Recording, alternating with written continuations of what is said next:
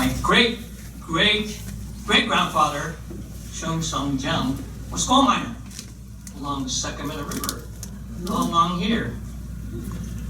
My great-great-grandfather, Chong, was a railroad worker right along through here, from 1865 to 1869. My great-grandfather took a different path. He was an entrepreneur. He was a merchant of opium and gambling in Boston, Chinatown. My grandfather, Chong, he took a different path. Another enterprise was chop suey in Central Square at the Imperial Restaurant. My father, Jim Sui Chong, came through Angel Island. Not Angel Island, the other part of East Coast, Boston, 1932. And he got into another type of venture. He was an aircraft mechanic.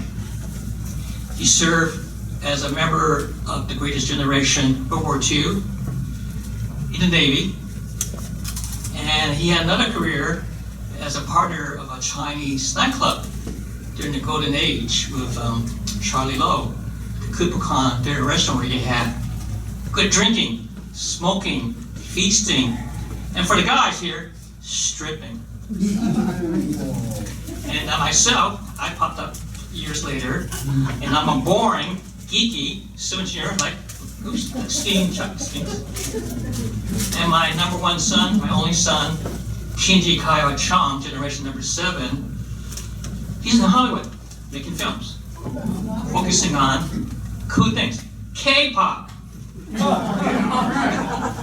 So he's getting his fame, but I'm here with my colleague Chuck to talk about another forgotten story, the second Transcontinental Railroad, through the Sunset Route, through the Southern Pacific Company.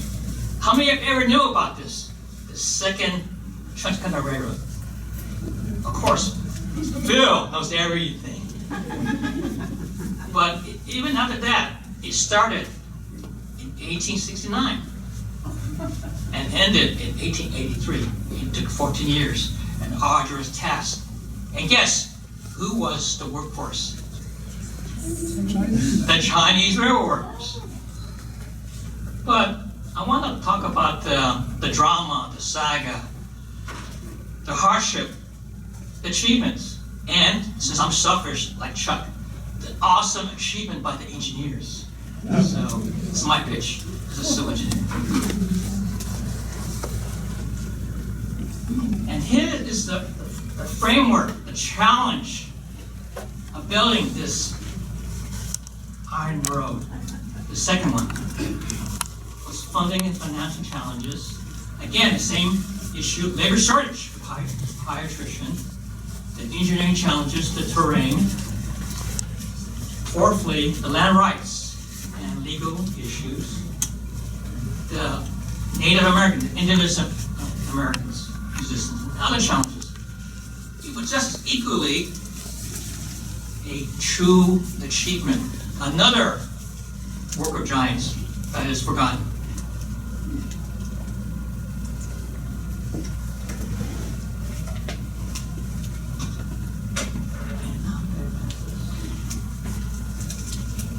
And this shows the lay of the land. Basically from California to Arizona Territory to New Mexico Territory to the new state of Texas to Louisiana to New Orleans. Roughly 2,500 miles of the iron road. That was the catalyst for the commerce for Southern Pacific Railroad. It was not the overland route. It was not the first Transcontinental Road. It was the second Transcontinental Railroad, the Sunset Route, that was a true moneymaker of that. And Chuck, anyone add a little context to that story right there? Go ahead. No, okay. You go ahead. Okay, I'll go ahead. Thank you, Chuck.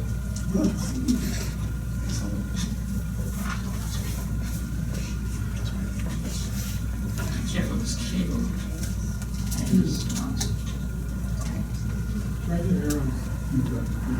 And here's the terrain, the challenge. Faced the mountains, as Phil mentioned. It faced the deserts, the Mojave, the Sonora, other desert, showing them tied to Mexico. It faced other rivers, the Yuma River, the Colorado River, Gila River, the Rio Grande, the Pocos River. It faced the topography, equal in challenge to the first iron road.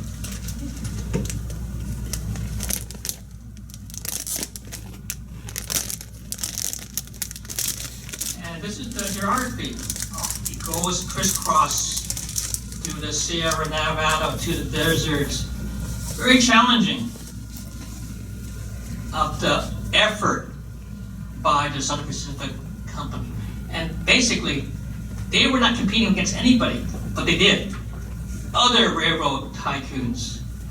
It was a big thing. It was the age of the Gilded Age.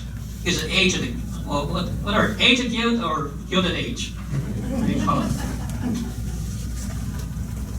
But here is the, what you call it, the lay of the elevation from the low of the Salton Sea to the, up to the peaks in New Mexico and Texas, and down time from San Francisco to New Orleans on both ends. And this is the time frame, 14 years. You think First Continental Railroad was a challenge from 1863 to 1869. This took 14 years of a vision set by Huntington. He was very passionate to achieve that commerce for Southern Pacific. And it was the Gilded Age, where there was the railroad, farming, banking.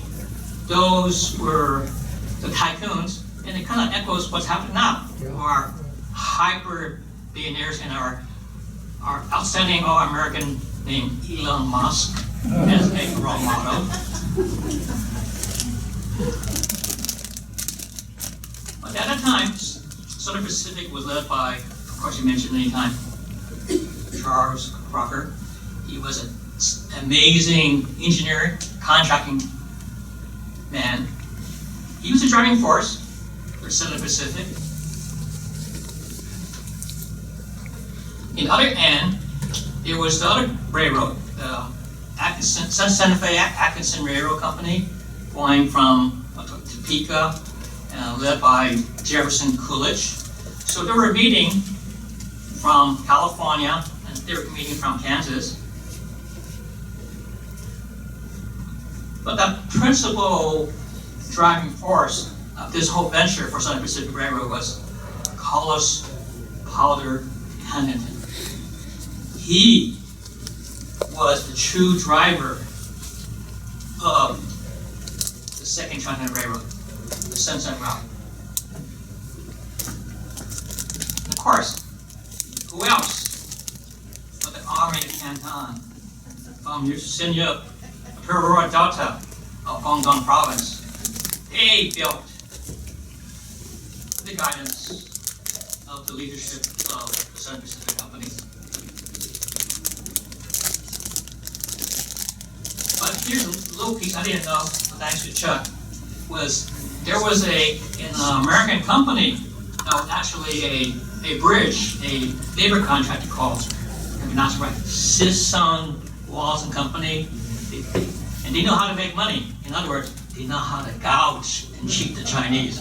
But that's called capitalism. That's this. And here are the technical details. And this is when Chuck and I get passion. Numbers, data. Oh, right now, we're all salivating, right, Chuck? Right now? I can see that. Oh my gosh, your eyes getting so, oh my gosh, traumatized. So this is the gauge between in the track, the ballast, the broken stone, things of that nature, the type of rail on the flats and mountains, and the number of ties built, installed on the ground every mile. So Chuck and I, when we see this, oh, our heart beat. Not a beautiful blonde, but seeing this data. Sure.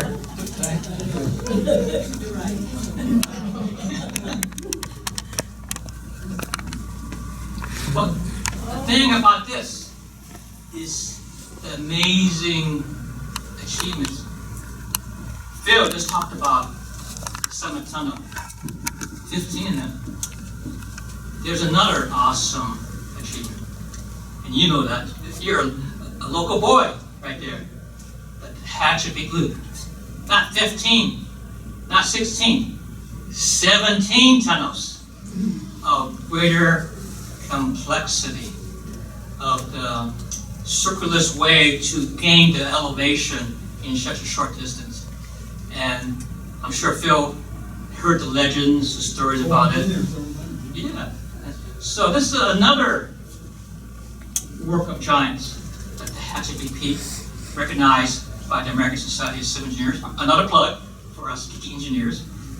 But this is an amazing achievement, going around, looping around. And who was the driving force? Oh, our God, our Apollo, a civil engineer, William Hood. And I believe he graduated from Dartmouth in New Hampshire. So he was the ingenious civil engineer. This is not a plug, civil engineer. I'm going to encourage young folks to be civil engineer. But he inspired a technique that I've never seen, or maybe even unrivaled before that. And you can see the lay of land, the complexity of the topography, and to overcome the Tehachapi Mountains, equivalent to overcome the Sierra Nevada for the first iron road.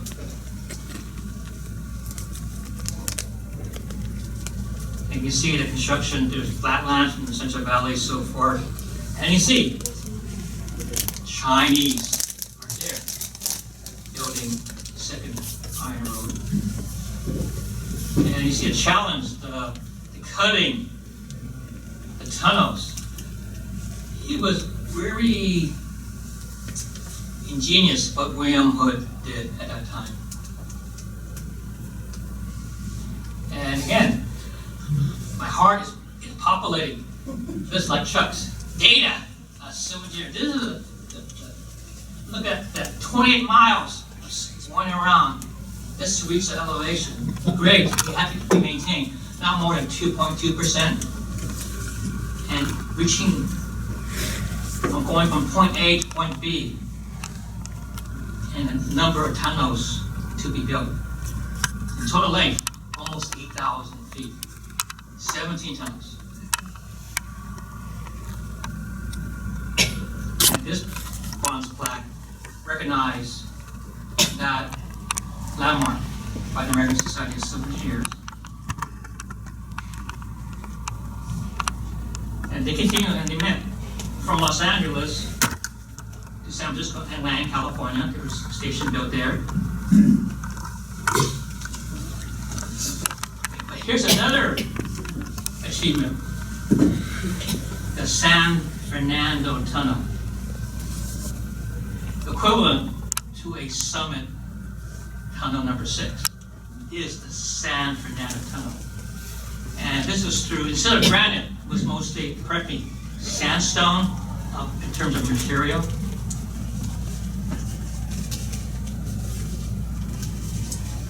And this is what it looked like, gouging, using dynamite, whatever, by the Chinese railroad workers. And this is what when it became operational. This is what it looked like in those days. And Chuck, correct me, is it still used right now, this particular tunnel? So this is a living history right there. So it says 7 minutes tunnel, so it takes 7 minutes to go through there? Okay. It was the second longest in the report. Yes. So again, Chuck and I are getting so excited. Sorry, Sheriff. I don't want to offend you. It's a mixture of material through the here and the design, horseshoe design, and that California railroad braces. There was some other thought maybe it was Oregon cedar. Based on our research, more recent research, it's good old California railroad was bracing the tunnel. And this was the grade and the length, almost 7,000 feet. And as Chuck said, it's the second longest at that time in America. And this is through the Chinese Historical Society of Southern California recognizing that achievement. There's that bronze plaque.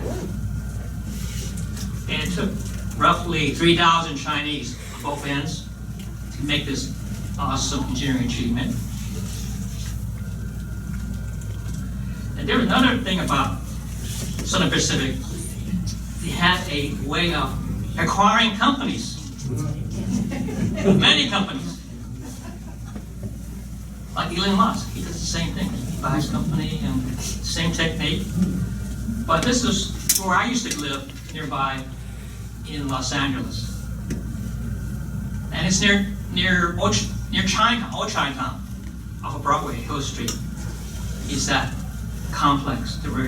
But what's amazing was there were many what we call local lines that tied in and in the region, Los Angeles, and this became the hub for Los Angeles, and it was the rationale for Los Angeles to exist because of that. It was a driver creating the mega city known as Los Angeles, my hometown. And here are some detail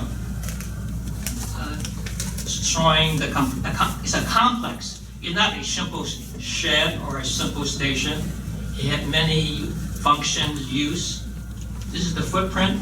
Now you see, right now it's a state park. But even me, when I was growing up, all I knew was a very abandoned yard and it was wasted. Now it's a fabulous state park that people can enjoy. But the thing I realized most is the legacy built here at this rail yard. And then, finally, between Los Angeles and San Francisco was the day of the gold spike.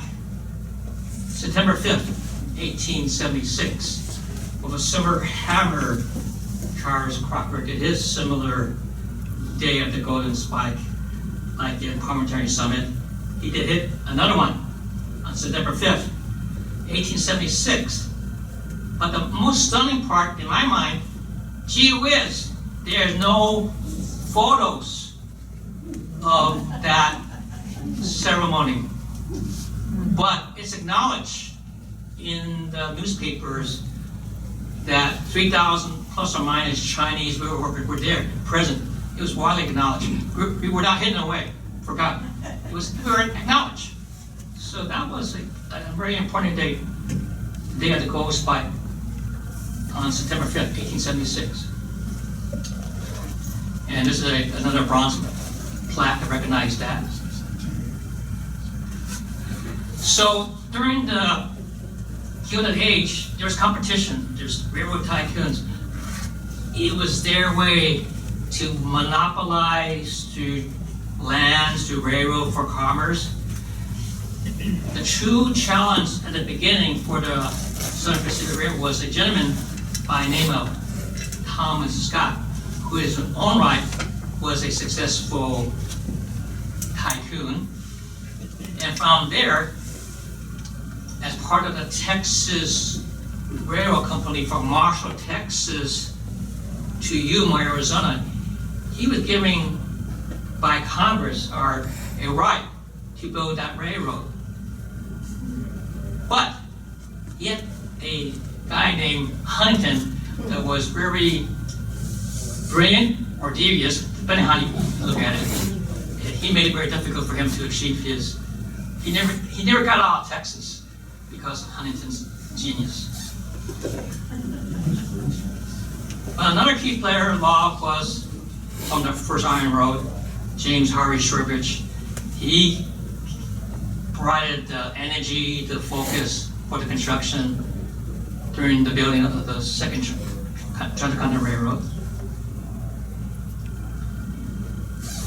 And here's another achievement, going from Los Angeles to the Mojave Desert to the Colorado River is Yuma, the crossing. Kind of before that, there were ferry boats going across on both sides of the shore, and they put in a bridge, a swing bridge.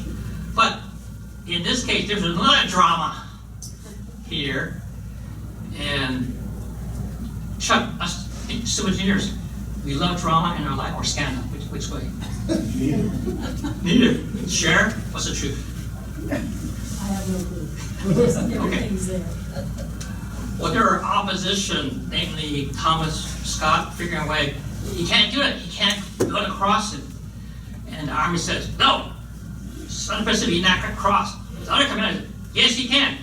Ultimately, the President, Harrison, said, decree, Southern Pacific Railroad can cross the Yuma across the Colorado River, and most likely it was some magic dollars that were effective in the ultimate decision. Not speculation, but that was the name of the game back then, and I think we still do that now. But this is what it would look like during the crossing. And these are wonderful pictures. I mean, I look at the quality, the construction. Wow. It's almost like thinking about, can we build a high-speed rail in the Central Valley? Well, it's done right here. So that was when it became operational, May 23rd, 1877. But there's another 6 more years to get to the linkage, the true linkage in New Orleans. Another 6 more years. Here's some more detail that Chuck and I go gaga when we see this. Tears are streaming. But here's the detail: is the piers, the cedar piles to go into the hard earth.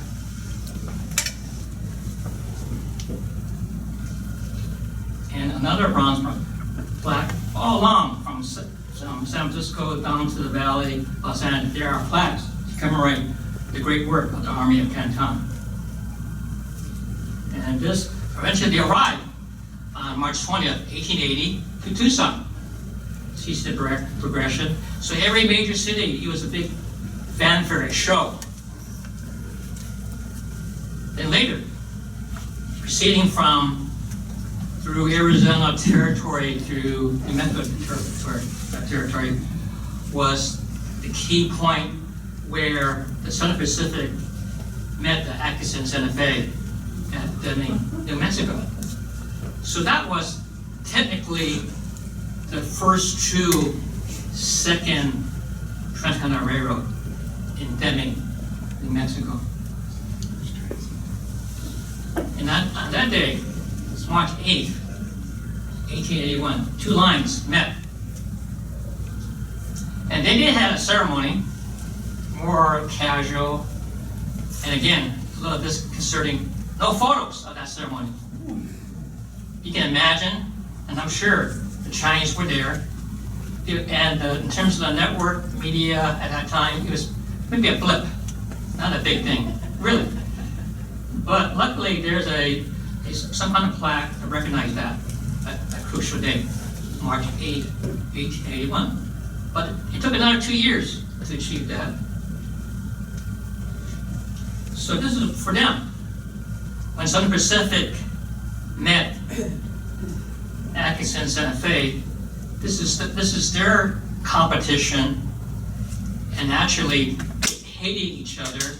So Atkinson and Santa Fe figure another way to get to Los Angeles, it was not very productive route for them, so they figured another way to bypass the original second iron road. And then here's another person, key person, named Thomas Wentworth Pierce. He was the owner with the Texan, Galveston, Harrisburg railroad that was building the line basically from New Orleans into Texas. And he partnered with Huntington. Together with Southern Pacific and his company, he got through El Paso on May 19, 1881. And then there was the third connection, and there was a key player. Let me describe that. This is in Sierra Blanca, Texas, December 15, 1881. And there is a plaque to recognize that connection. And I had mentioned prior that there was a Texas Pacific Railroad. J. Good took ownership of that company, and he gave in. Okay, I'm not going to go head back towards Yuma or to California. I'll stop and deal with you at Sierra Blanca in 1881.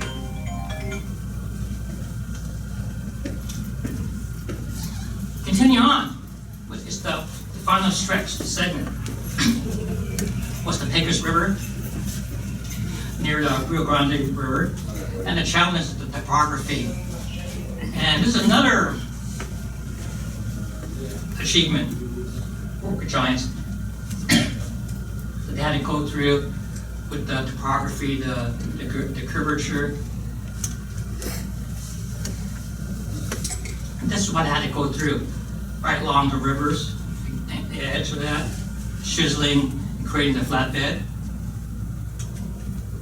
and creating tunnels and trestles and so forth. And this is another bronze plaque somewhere in that area, near Pecos River. But then, finally, some pictures. The ceremony of the silver spike. I guess financially, they couldn't afford gold spike anymore. So it's silver spike. I mean, that's what I noticed. So here, this is that meeting in Texas in 1883 that finally created the mega Transcontinental Railroad from New Orleans to El Paso to Tucson to Los Angeles to San Francisco. That is a true achievement. It really woke up giants. And then, okay, Chuck, no need to cry more anymore. Okay. So more data.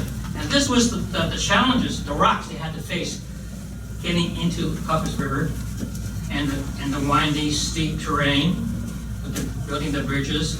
And they did build two significant tunnels, number 1 and number 2, and many trestles, whether it's wood or iron, but they did it. Another bronze plaque. I guess Americans, we like to do bronze plaque. I mean, if you go to Europe, how many countries have bronze plaques? If you go to China, there's no bronze plaque. Us Americans are fanatical about bronze plaque for some reason. Unless there's a monopoly somewhere. But it created the mega rail system. It was the driver, the true driver of this great, awesome empire of the Southern Pacific Railroad from San Francisco to New Orleans. Another ingenious part of Huntington, they didn't just look at the trains, the wagons. The Southern Pacific also had a intermodal link. They bought a ship line called Morgan Line from New Orleans to New York to feed the commerce and passengers. That was another ingenious technique by Huntington. The service that gone through significantly, even now, on the Sunset Route. And looking back, pricing, okay. For a crew, $98 or so. Hey, you get a long trip across from New Orleans to San Francisco or back. And then you got the mid-class, $80. And of course, my preference, like in Southwest, I prefer third class economy, $55. Boy. But the bottom line is how massive this particular system is. But the sheer energy of Carlos Potter Huntington, he created one single line, not with anyone but for the Southern Pacific Railroad. And I said, the empire in the American West is a monopoly in effect. But then, let's not forget the Army of Canton, the Chinese rail workers. And here are the key virtues from the first Transcontinental Railroad to the second Transcontinental Railroad. And in mine, these are our heroes. Let's personify these key virtues.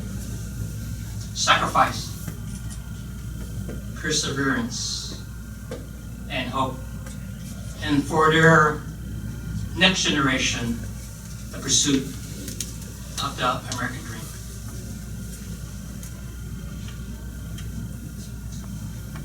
Q&A. Chuck, please.